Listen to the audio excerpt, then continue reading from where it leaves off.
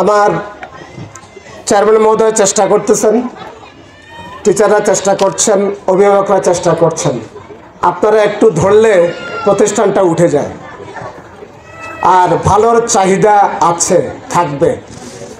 আপনারা ভালোর পাশে থাকেন, ভালোর সাথে থাকেন।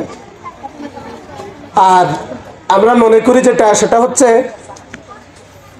ভালো পড়াশোনার মধ্য দিয়ে ভালো মানুষ হিসেবে বেড়ে ওঠার সুযোগ তৈরি হয়।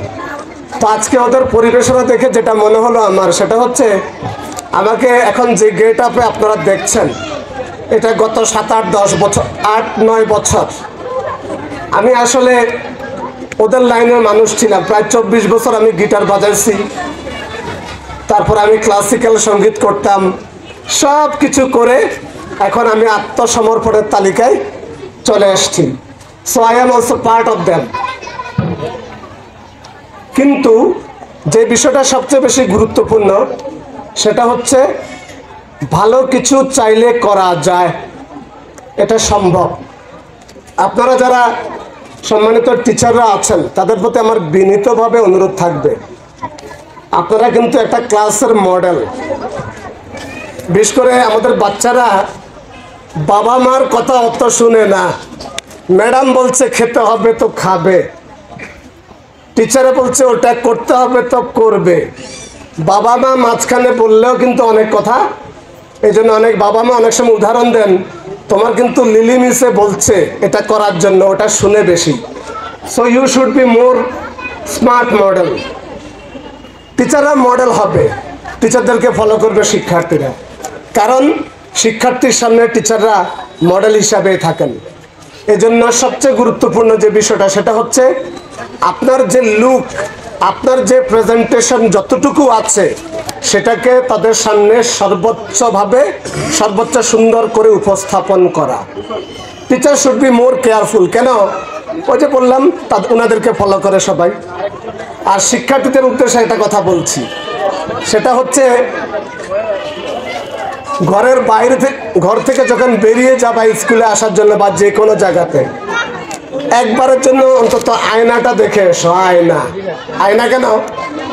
আয়না হচ্ছে এই জন্য, তুমি ড্রেস আপ করলা, তোমার যে শোল্ডার ব্যাজ ওটা ঝুলে আছে, তোমার পাঞ্জাবির বা শার্টের বুতামটা নেন, অথবা এটা ছিঁড়ে আছে, আয়নার সামনে দাঁড়ালে আয়না তোমাকে বলে দিবে এটা ঠিক করো, এটা ঠিক করো।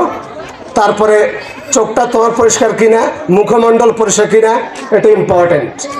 এটা এই জন্য বলছি, এটা পার্ট অফ স্মার্টনেস। এক জায়গায় যাচ্ছেন, আপনার প্রেজেন্টেশনটা খুব জরুরি। এগুলো ছোটোখাটো বিষয়, কিন্তু এগুলো শিক্ষণীয় বিষয়। আর একটা কথা বলবো, সেটা হচ্ছে আমরা শান্তির সপক্ষেই কথা বলি। ঘর থেকে বের হচ্ছেন, বিসমিল্লাহি তাওয়াক্কালতু আলাল্লাহ, লা হাওলা ওয়ালা কুওয়াতা ইল্লা বিল্লাহ, মহান রাব্বুল আলামিন আপনার কিন্তু হেফাজতকারী হয়ে যাচ্ছেন। বাইরে থেকে ঘরে ঢুকবেন, বাচ্চারা same message to guardian also. ঘরে ঢুকবেন, বিসমিল্লাহ পড়ে ঢুকবেন, সালাম দিয়ে শুরু করবেন, ওই ঘরে শান্তি আসবেই।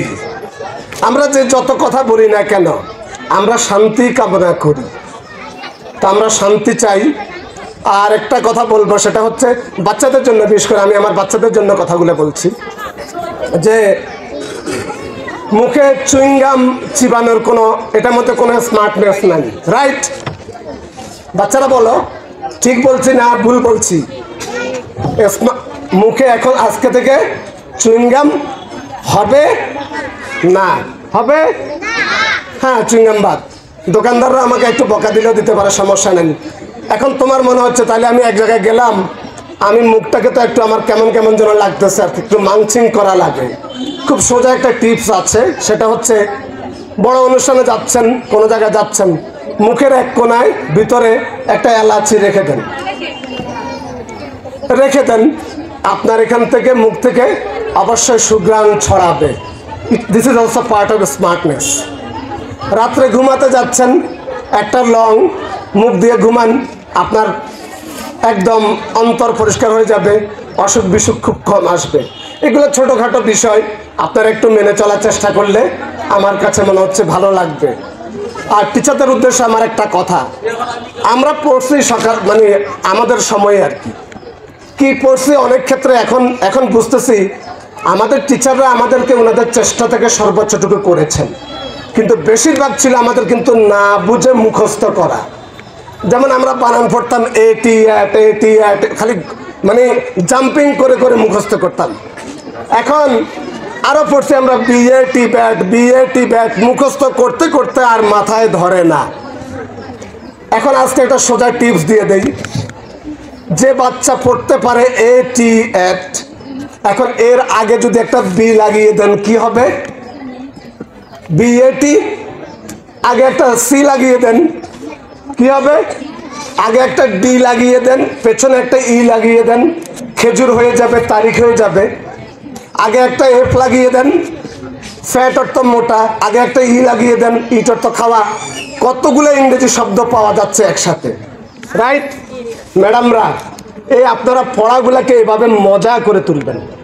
অনেকে বলে যে পড়তে ভালো লাগে না, পড়তে ভালো লাগে, লাগতে হবে, কিন্তু পড়াতে কি মজা দিতে হবে।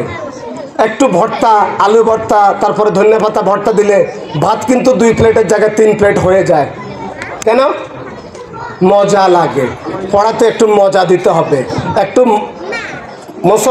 মশলা দিতে হবে। পড়াকে মজা করতেই হবে, সেটা বাংলা রিডিং বলেন, পদ্য বলেন, গদ্য বলেন। আমাদের বাচ্চারা তো এখন কবিতা পড়তে চায় না, কারণ কবিতার ভাষা বোঝা বড় কঠিন। ওটার দায়িত্বটা কিন্তু আপনাদেরকে, আর আপনাদের জন্য সবচেয়ে সহজ কাজ হচ্ছে, আমাদের টিচাররা চাইলে নকল করতে পারে, সেই নকলটা পরীক্ষার হলে না।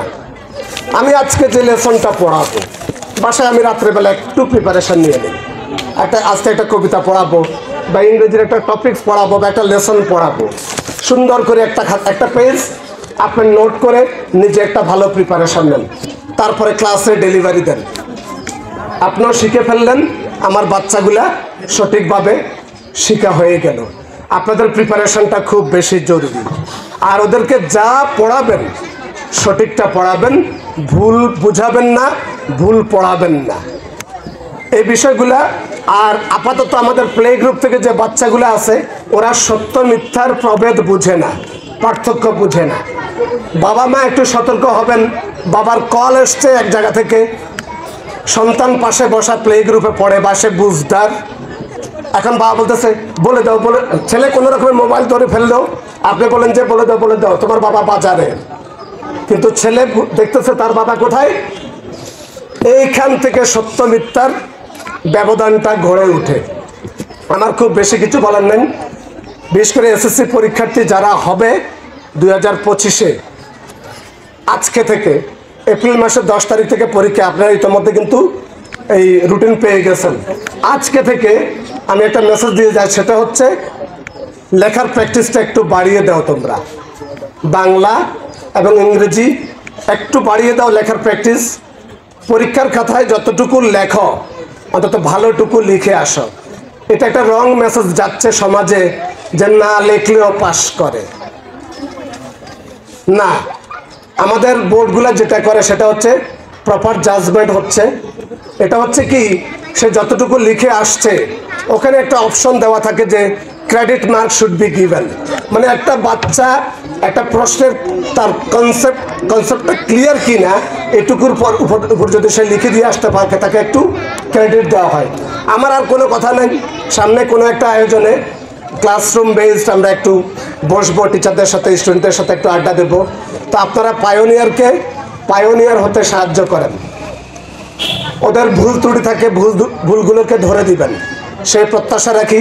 আর আমার এখানে সম্মানিত অভিভাবক যারা আছেন, আপনারা সবাই স্মার্ট, সবাই আন্তরিক, আপনারা আন্তরিকতার সাথে এই প্রতিষ্ঠানকে তুলে ধরবেন। এই অঞ্চল এই প্রতিষ্ঠানের মধ্য দিয়ে আরও বেশি আলোকিত হোক, সেই প্রত্যাশায় আমার যদি কোনো ভুল ত্রুটি থাকে আমি ক্ষমা চেয়ে নিচ্ছি। অসংখ্য অগণিত ধন্যবাদ এবং কৃতজ্ঞতা আপনাদের প্রতি। পায়োনিয়ার স্কুল এগিয়ে যাক সেই প্রত্যাশায়।